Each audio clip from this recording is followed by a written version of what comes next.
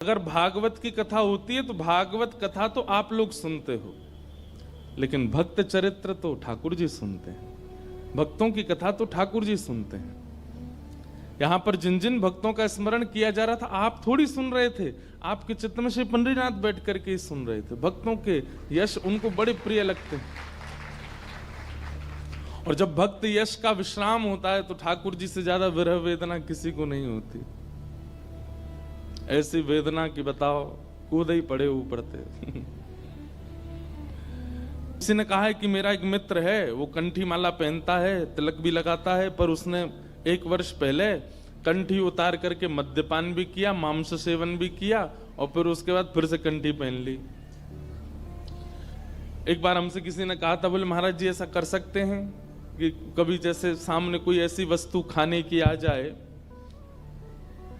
तो उस समय कंठी उतार दिया करें।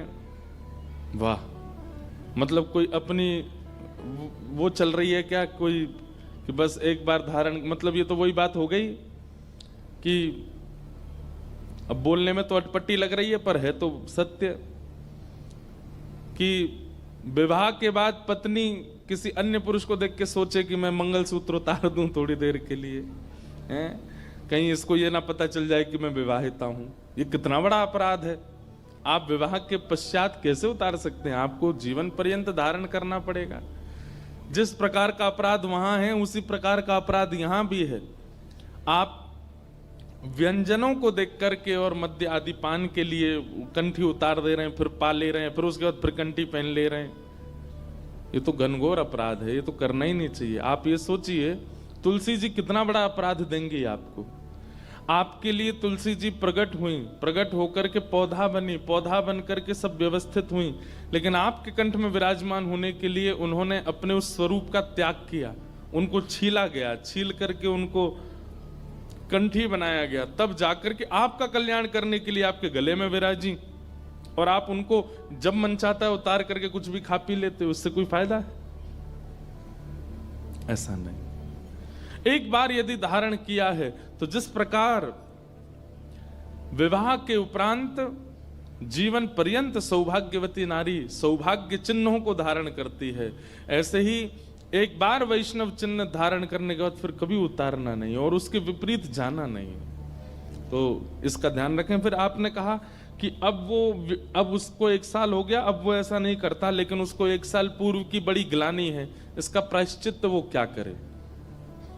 इसका एक ही प्रायश्चित्त है, अपने आप को दंडोत्सव दीजिए। दंडोत्सव समझते हैं? सुनो, हमारे वृंदावन में एक संत हुए। वो संत रोज, आज हनुमान जी का चरित्र तो हमें लगता है कि जय सिया राम ही होगा, तो हम सुना देते हैं, फिर भी जो हो रहा है। तो वृंदावन में एक संत थे, वो रोज सोहनी सेवा करते थे, झाड़ू लगाते थे पूरे वृंदावन में। यत्र तत्र जहां उनका मन करता था उसी कॉलोनी का आज पूरी सफाई करते। सुबह 4 बजे से उनका यही भजन था, यही संध्या थी, यही नाम जप था। सोहनी लेते और लेकर के बुहारते पूरे मार्ग को, और हमारी आपकी तरह नहीं जोर जोर से नहीं, धीमे धीमे। उनके मन में यह भाव था कि वृंदावन श्री प्रिया प्रियतम का ही स्वरूप है, इनके प्रति मैं रोष नहीं करूंगा, धीमे धीमे। और जब बुहारते थे तो अपने नेत्रों से ध्यान पूर्वक ब्रज की रज को देखते थे, कहीं कोई चिन्ह दिख जाए, कहीं किशोरी जी के चरण रज दिख जाए, कहीं ठाकुर जी के चरण दिख जाए। करते करते जब वर्षों बीत गए तो किशोरी जी के मन में भाव आया, हम नित्य रास के लिए वृंदावन में जाते हैं और पूरे वृंदावन को सुव्यवस्थित महात्मा करके रखते हैं, और इनकी एक ही अभिलाषा है कि हमारे चरण चिन्ह इनको दिख जाएं। तो एक दिन किशोरी जी ने उनको अपने चरण चिन्ह का दर्शन कराया। वो चरण चिन्ह देख करके उनके मन में विश्वास हो गया कि हे श्यामा, जो चरण चिन्ह है इसका मतलब चरण भी है, और चरण है तो मतलब आप भी हो। जब चरण चिन्ह तक ले ही आई हो तो आप अपने दर्शन भी करा दो। अब अगली उनकी स्थिति हो गई कि अब चरण चिन्ह नहीं, अब तो प्रत्यक्ष किशोरी जी को देखना है। लेकिन हमारे ब्रज की एक परंपरा है कि जब तक किशोरी जी की सखियां अनुमति नहीं देंगी ना, तब तक किशोरी जी के दर्शन नहीं हो सकते। इसलिए ललिता जी को मनाओ, विशाखा जी को मनाओ, यमुना जी को मनाओ, गोपेश्वर महादेव को मनाओ। सखियां जब रीझ जाएंगी तब किशोरी जी से मिलना होगा। वृंदावन रस अलग है। अभी हम 15 तारीख से जो कथा करने वाले हैं वो वृंदावन रस के ही ऊपर है। 15 से लेकर के 18 अप्रैल तक गांधी धाम कच्छ गुजरात में, जहां पर वृंदावन रसामृत पद लिखा गया, वहां उस कथा को आप लाइव सुनना। उसमें वृंदावन रस की ज्यादा चर्चा करेंगे। तो जब तक ललिता विशाखा आदि सखियां अनुमति नहीं देती तब तक किशोरी जी के दर्शन नहीं होते। लेकिन किशोरी जी तो चाहती हैं कि उनको दर्शन दें। तो एक दिन किशोरी जी ने रास करते करते अपना नूपुर वहीं छोड़ दिया और नूपुर छोड़ करके किशोरी जी निकुंज में चली गई। आप सुबह सुबह जब सोहनी करने आए तो आपको वो नूपुर मिला और नूपुर देख करके वो आनंदित हो गए। इतना सुंदर नूपुर, ऐसी सुंदर उसकी कलाकृति, इतना हल्का उसका वजन, इतना सुंदर उसका स्वरूप।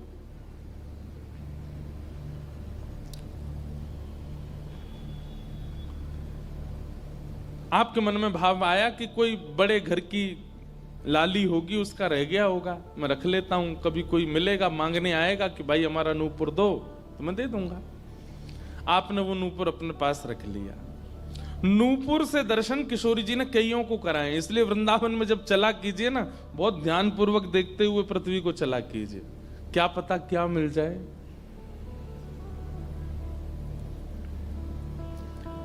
सूरदास जी को भी नूपुर से ही दर्शन हुए किशोरी जी के, और आज इन महापुरुष को भी हो रहे हैं। मुझे नाम स्मृति में नहीं आ रहा है, शायद संभवतः श्याम चरण दास जी नाम था।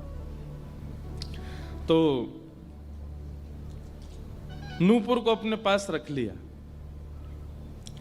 किशोरी जी का नियम है कि जब रास में जाती हैं तो सब सखियां उनका श्रृंगार करती हैं और एक एक श्रृंगार जो उन्होंने धारण किया है वो लिख लेती हैं।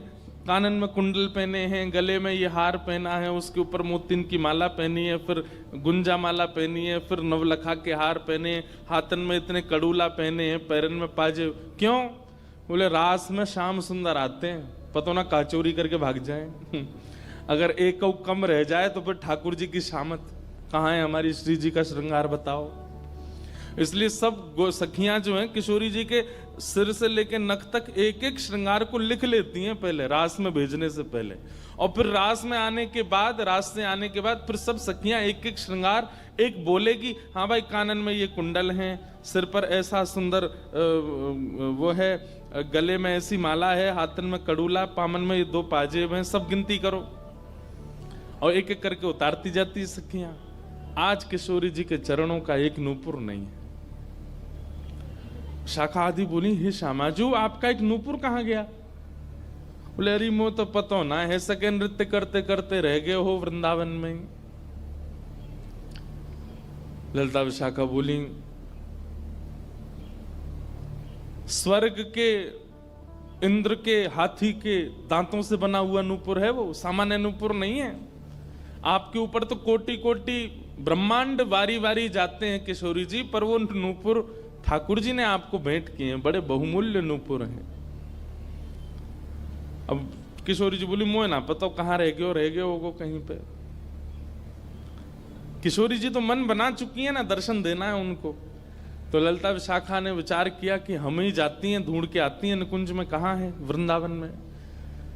बोले अपने रूप में तो नहीं जाएंगी, तो एक वृद्धा का रूप धारण किया, एक वृद्ध मैया का रूप धारण करके ललिता विशाखा गई और वृंदावन में ढूंढने लगी नूपुर कहाँ है। तभी ढूंढते ढूंढते वो महाराज जी सोहनी कर रहे थे, उनके सामने पहुंची। अरे बाबा हमारी लाली आई सवेरे सवेरे यहाँ पे और बाके पाम को एक नूपुर रह गयो, तेने देखो? बाबा बोले तुम कौन हो रही? बोले हम पास के गांव की रहवारी, हमारी बहू है वो और या की लाली है वो, जाको नूपुर रह गए हो। बाबा बोले मैं कैसे पहचान जाऊं कि तुम्हारी ही लाली का नूपुर है? भाई मनचले लोग हैं, बहुमूल्य वस्तु किसी पे देखते हैं तो सब अपना अपना बताते हैं। रोड में अगर 100 रुपया गिर जाए और 50 लोग वहां से निकल रहे हों, कि कोई पूछे भैया 100 रुपया किसका, सब अपनी जेब चेक करते, भले ही कुछ लेके नहीं थे, भले ही जेब में कुछ नहीं था, फिर भी देखते लग तो मेरा ही रहा थे, मेरे जेब में 100 रुपए तो थे। सब अपना बताते हैं बहुमूल्य वस्तु को। तो मैं कैसे मानूं कि तुम्हारा नूपुर है?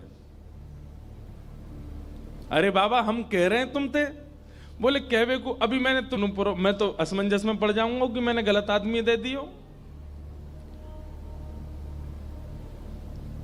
बाबा फिर कैसे माने को? बोले एक नूपुर मेरे पास है, एक नूपुर तुम्हारी बहू ने ही पहन रखो होगो, वाकू ले आओ और यहां लाकर के मुझे पहले नूपुर की पहचान करा तो मैं दूसरा दे दूंगा। ललिता विशाखा बोली बड़ो चतुर बाबा है, श्री जी को बुला रहा है। अरे बाबा तो शर्म ना आवे, ऐसी घर की बहू बेटी ने हम तेरे पास लेके आवेंगे? बाबा बोले तो फिर चले जाओ, तुम पे भैया खूब धन धान्य, दूसरों नूपुर बनवा लियो, जे मुंह पे ही रहने दो। ललिता विशाखा बड़ी चिंता में लौट करके आई तो किशोरी जी बोली क्या बात है, आप इतनी चिंतित क्यों? बोले एक बाबा है, बाने आपको नूपुर धल लियो, यूं कह रहा है कि पहले जिनके पास एक नूपुर है उनको लेके आओ तब दूसरा दूंगो। तो श्री जी बोली इसमें क्या देर है, फिर ले चलो, चलते हैं ना। विशाखा जी समझ गई, बोले हे ललिता जी ये सब लीला किशोरी जी कर रही हैं, इनको दर्शन देना है उनको, और हमसे और आपसे स्पष्ट कह नहीं सकती, क्योंकि हम तो फिर सबको परखने लगती है ना कि इसमें कोई दोष तो नहीं, इसमें क्या गुण है। इसलिए किशोरी जी सीधे हमसे नहीं बोल करके और ये लीला कर रही हैं, इनको ले चलो। और किशोरी जी आई वृंदावन और महात्मा बैठे सोहनी कर रहे थे और सामने से जैसे ही किशोरी जी को आते हुए देखा, बाबा ले हमारी बहू आ गई, अब नूपुर दे दे, देख यहाँ को नूपुर भी वैसा ही है। बाबा बोले मेरी आंख की कमजोर है ने, दूर से दिखना रही, पास लाके हाथ से स्पर्श कराओ। ललिता विशाखा बोली बाबा तो शर्म ना आ रही अपनी बहू को स्पर्श करा में? तो बोले चरण स्पर्श करावे में कहा देर, ले आओ।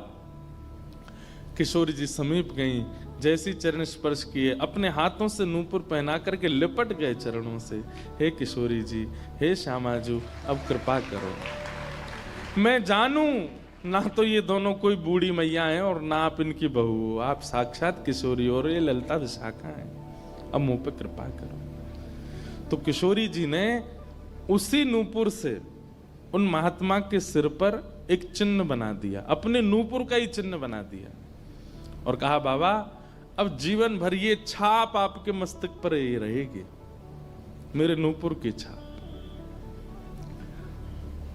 उन महात्मा के मस्तिष्क पर जैसे हमारे तिलक दिखता है, ऐसे प्रत्यक्ष नूपुर की छाप प्रत्यक्ष सबको दिखने लगी। अब ये तो थी उनके ऊपर कृपा, लेकिन इससे क्या हुआ कि वे महात्मा लौट करके जब अपने आश्रम आए तो उनके गुरुजी ने जब उनके माथे पर देखा तो वो बोले हे तुमने अपने गुरु के द्वारा दिया हुआ चिन्ह बदल दिया, हमने जो तुमको तिलक दिया तुम वो क्यों नहीं लगाते, ये क्या लगाए घूम रहे हो? तो हाथ जोड़ के निवेदन किया गुरुजी ये कोई तिलक नहीं है, ये कोई चिन्ह नहीं है, ये तो मेरी किशोरी जी ने कृपा करके अपने नूपुर का चिन्ह मुझे दे दिया है। तो गुरुदेव बोले हाँ तू बहुत बड़ा भक्त है ना, किशोरी जी आकर के तुझको चिन्ह देंगी। कोई माने नहीं, सब बोले जाओ इसको मिटा के आओ और जो मैंने तुमको चिन्ह दिया है वो लगाओ। अब पहले तो उनके हाथ कांपे कि मैं इसको कैसे मिटाऊं, लेकिन गुरु आज्ञा से ऊपर कोई नहीं। देखो ये गुरु निष्ठा होती है। किशोरी जी ने भले ही चिन्ह दिया लेकिन गुरु आज्ञा है तो ठीक है। गए यमुना जल से सुबह से शाम हो गई मिटाते मिटाते, लेकिन वो चिन्ह मिटा नहीं उनसे। शाम को लौट करके आश्रम आए तो गुरुजी बोले मैंने तुझे सुबह टोका था ना ये चिन्ह मिटा के आ, और तू अभी भी नहीं मिटा रहा। बोले गुरुजी मैंने प्रयास तो बहुत कर लिया लेकिन ये मिट नहीं रहा है। तब भी उनके गुरुजी माने नहीं।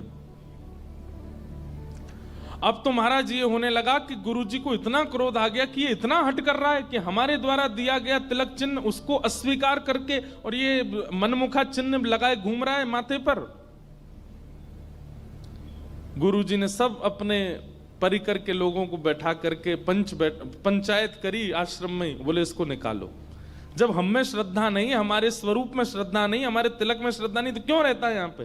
वो रोते रोते बोले गुरुजी मैं सत्य बोल रहा हूं, ये किशोरी जी ने चिन्ह दिया है और मैं खूब प्रयास कर रहा हूं, नहीं तो आप प्रयास कर लीजिए, ये मिट नहीं रहा है।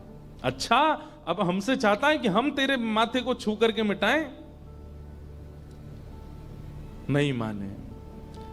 तब उन्होंने नेत्र बंद करके किशोरी जी का स्मरण किया, हे श्यामाजू, मैं किसी को प्रमाणित ये नहीं करवाना चाहता कि आप मुझे मिली हो, पर मेरे गुरु के चित्त में मेरे प्रति अविश्वास आ रहा है, इसके लिए कोई आप लीला करो।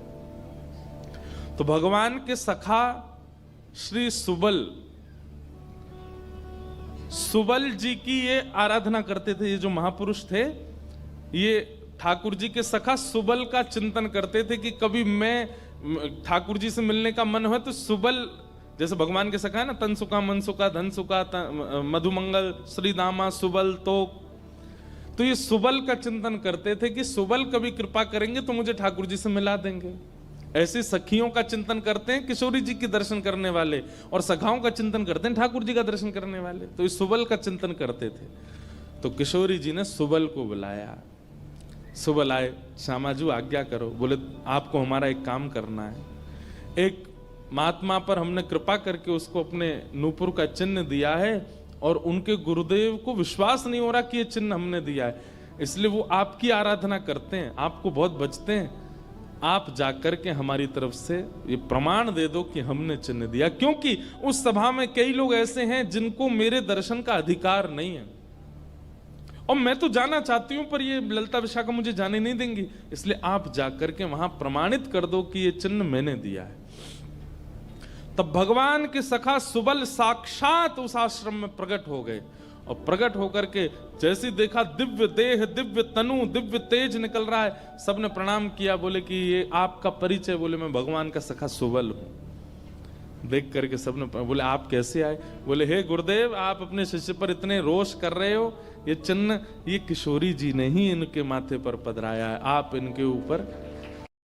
अब सुबल प्रमाणित करके चले गए। अब क्या हुआ? गुरु जी को आत्मग्लानि होने लगी। बोले मैं गुरु हूं और मेरे चेला को ठाकुर जी मिल गए, श्री जी मिल गई, और मुझे विश्वास नहीं हुआ।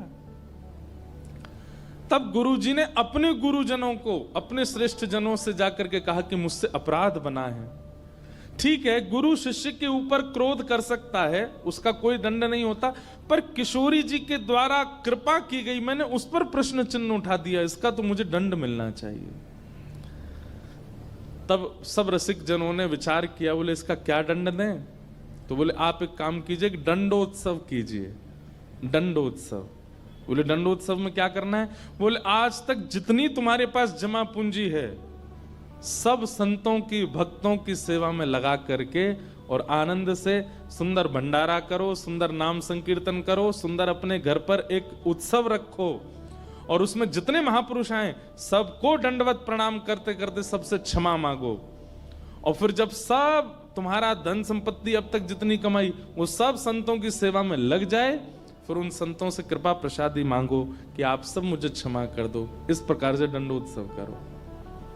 तो जिन्होंने ये भाव कहा है उनको ये दंडोत्सव करना है। दंडोत्सव मतलब अब पूरे जीवन की जमा पूंजी तो खर्च नहीं कर पाओगे, पर हाँ पिछले 3-4 साल में जो जमा कर रखा है प्रयास करो उससे। पंढरपुर में वारी जाती हैं, हमें भैया बता रहे थे अपने जो जिनके साथ हम घूम रहे थे कल, कि यहाँ वारी जाती है, यहीं से जाती है श्री पंडरीनाथ भगवान की वारी में इतने सारे वैष्णव जाते हैं, उनकी सेवा में लगा दो। वृंदावन जाके कुछ लगाया, पंढरपुर में लगा दो, गोवर्धन में लगा दो, और सुंदर अपने घर पर एक ठाकुर जी का उत्सव करके किसी श्रेष्ठ को वृंदावन से बुला करके उनका सुंदर संकीर्तन करवाओ, कथा करवाओ, 2-3 दिन का ही कोई उत्सव रखो।